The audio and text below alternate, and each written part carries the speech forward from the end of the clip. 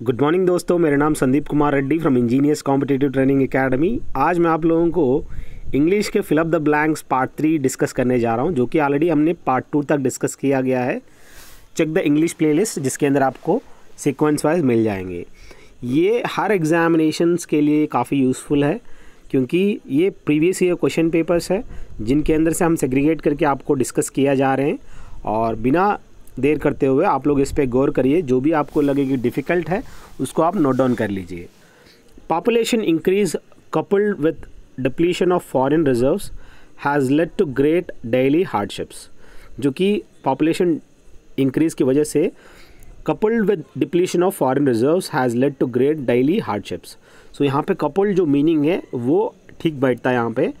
और ये कपल्ड का क्या मीनिंग है आप खुद मुझे बताएंगे इस कमेंट सेक्शन में कमेंट करके। अगला देखिए, the candidates expansion was remarkable for its brevity and clarity. जो भी कैंडिडेट एक्सपेंशन यानी उसका जो भी एक्सप्लेनेशन है, it was remarkable for its brevity and clarity. मतलब ब्रेविटी यानी शॉर्ट कर दिया गया और क्लैरिटी भी दिया गया। उन्होंने बकवास नहीं किया, उसने सिर्फ क्लैरिटी दिया विद द शॉर्टेस्ट फॉर्म। कहने का मतलब रिमार्केबल है, बहुत एग्जाम्पलरी है। अनलेस यू वर्क हार्ड, यहाँ पे अनलेस जब आता है, जो अगला जो सेंटेंस रहेगा, अनलेस यू वर्क हार्ड, अगर आप वर्क हार्ड नहीं करोगे, you won't be able to clear even the preliminaries. जो भी प्रिलिमिनरी एग्जामिनेशन है उसको आप क्लियर नहीं कर पाओगे। Unless you work hard you won't be able to clear. कहने का मतलब इफ़ यू वर्क हार्ड थोड़ी ना आएगा, यहाँ पे अनलेस आना ज़रूरी है। We warn her against the danger, जो भी डेंजर होने वाला था, we warn her against the danger, हमने वार्न किया उसको। In Homer's work Achilles is the paragon of brevity, Odysseus exemplifies the shrewd man. आप जानते हैं जो भी अकिलीस है उसका जो वीक स्पॉट होता है उसका पाँव के अंदर नीचे देख सकते हो। इन होमर्स वर्क, जो भी उस वर्क के अंदर, Achilles is the paragon of bravery, Odysseus exemplifies the shrewd man. उसकी काफ़ी अच्छा ब्रेवरी है। और आपने देखा होगा ट्रॉय मूवी के अंदर अकिलीस जो है, जो कि वो मर जाता है उसमें, और वो सीधा तीर मारता है कहाँ पे, वीक स्पॉट पे, पाँव पे। तो वो bravery Odysseus exemplifies the shrewd man. So यहाँ पे एग्जेम्प्लीफाइज द श्रू मैन आना ज़रूरी है। The doctor advise him to rest for a few days.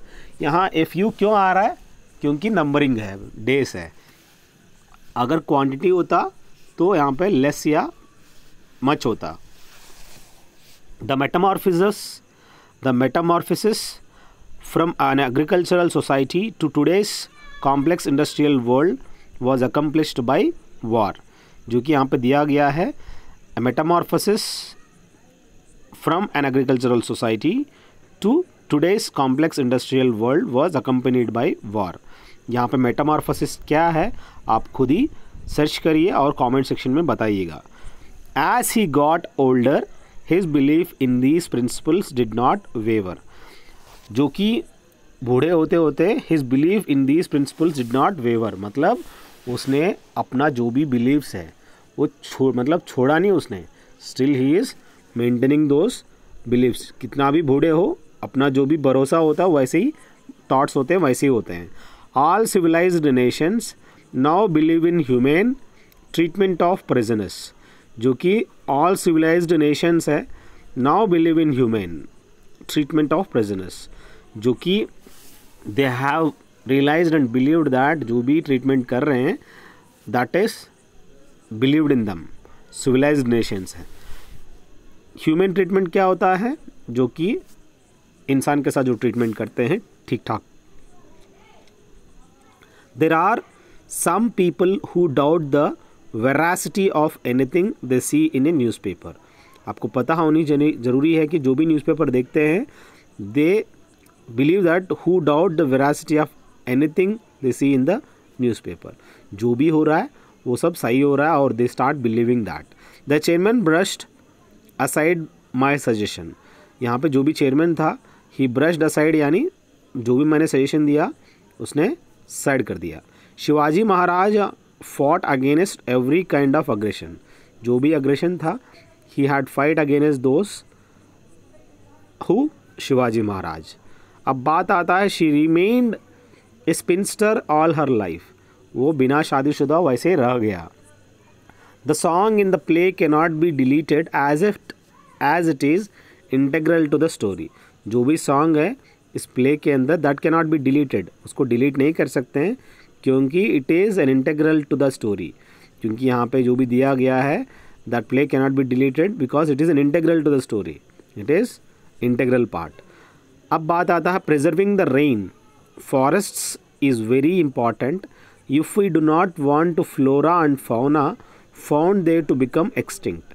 जो भी प्रिजर्विंग द रेन यानी यहाँ पे जो भी प्रिजर्विंग हो रहा है द रेन में, और the forest is very important if we do not want the flora and fauna found there to become extinct. ये आपका मेन इंटेंशन है.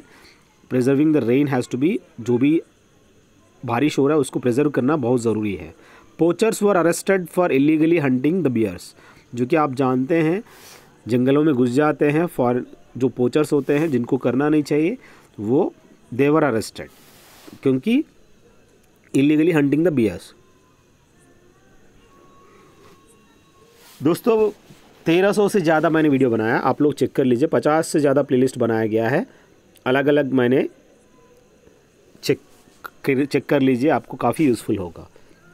The reporter hesitated for a while before asking his next question. जो भी reporter है उसने क्या किया, hesitated for a while मतलब उसने डरा थोड़ा बहुत, while for a while before asking his next question. Only people who are afraid to sign their names send anonymous letters. Anonymous यानी जिसके ऊपर कोई नाम नहीं होता, they don't want to reveal their name, वो डरते हैं and they don't want to sign that also. He felt ashamed of making so many mistakes. यहाँ पे he felt what, ashamed of मतलब काफ़ी शर्मिंदा है, ashamed of making so many mistakes. The chief guest gave away the prizes. जो भी chief guest है gave away यानी distributed the prizes. I promise to stand by you in all circumstances. मतलब stand by क्या होता है, side में खड़े हो जाना, मतलब साथ रहना. I don't think I can put up with him any longer. मतलब पुट अप यानी उससे उसके साथ रहना. The magnificence of many temples in south and central India surpassed even the top the Taj Mahal. जो भी टेम्पल्स है south India and central India के अंदर, ताजमहल से भी अच्छा आप देख सकते हो. मैग्निफिसेंस ऑफ मेनी टेम्पल्स, उसका जो कंस्ट्रक्शंस है, उसका जो भी बहुत ही अच्छा, जो भी कर्वेचर्स है, सब कुछ है, ताजमहल से भी अच्छा है. पद्मनाभन टेम्पल है, one of the finest structure. The sir C.V. Raman was an eminent scientist. यहाँ पे एमिनेंट क्या होता है, एक्सपर्ट होता है, इमिनेंट नहीं होता दोस्त. IMMINENT यानी जो अक्कर होने वाला है. एमिनेंट माने एक्सपर्ट होता है. The students are not prepared to take the examinations.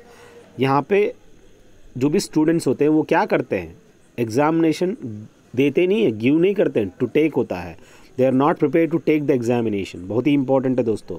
तो गिव एग्जामिनेशन नहीं होता है, टेक होता है. एग्जामिनेशन वो लेते हैं, मतलब उल्टा एग्जामिनेशन टू टेक होता है. ये बहुत ही इंपॉर्टेंट है. स्टूडेंट्स खुद एग्जामिनेशन टू टेक होता है, लेते हैं. और students are not prepared, they are not prepared to take the examination. I suffer from no illusions about my capabilities. I suffer from no illusions about my capabilities is the right way of giving it. अब बात आता है to the dismay of the student body. The class president was ignominiously liberated by the principal at the school assembly. यहाँ पे liberated आना चाहिए.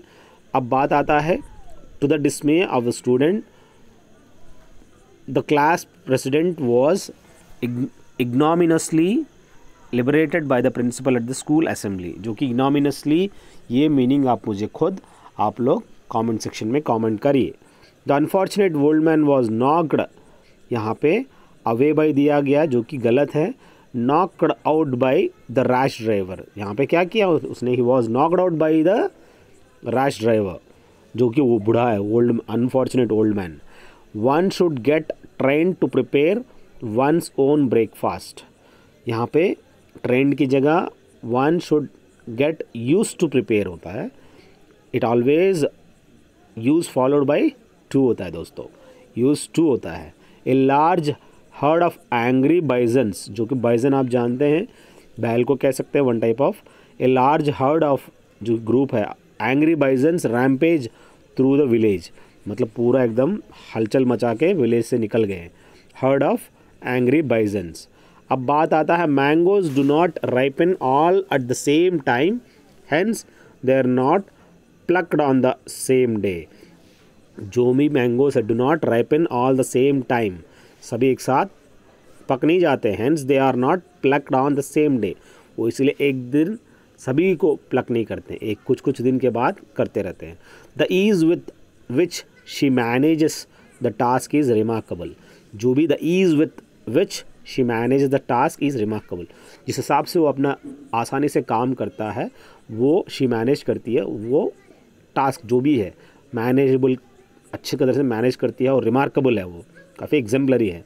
The directors fail to understand the rational behind the decision to suspend the manager.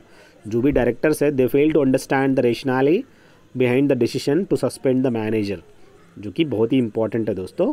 They fail to understand the rational behind the decision to suspend the manager. वो क्या reason है पता ही नहीं चला डायरेक्टर्स को। Nobody gets along with a pretentious smug, जो कि जो नाटक करते हैं उसके साथ कोई नहीं जाते हैं, along with him.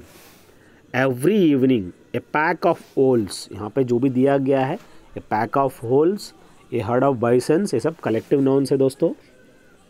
Descends into a valley to hunt, जो कि एवरी इवनिंग क्या करते हैं, पैक ऑफ होल्स डिसेंड्स यानी नीचे वैली में जाते हैं हंटिंग करने के लिए।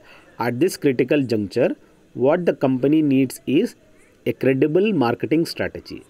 इस मुकदम पर what the company needs is credible marketing strategy, मतलब बिलीवेबल मार्केटिंग स्ट्रैटेजी अपनाना चाहिए।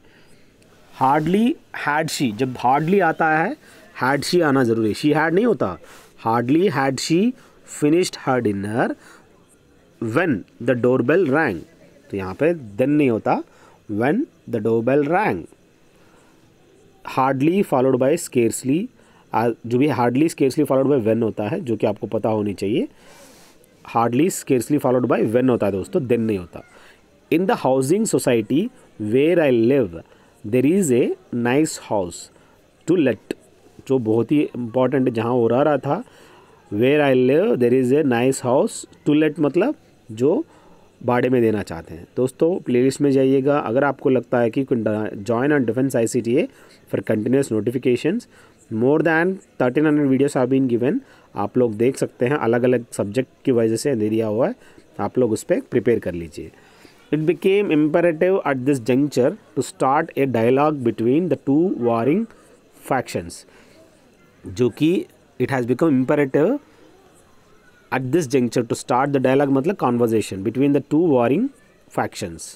अब बात आता है the government allocated 10 crore rupees for restoration of historical monument।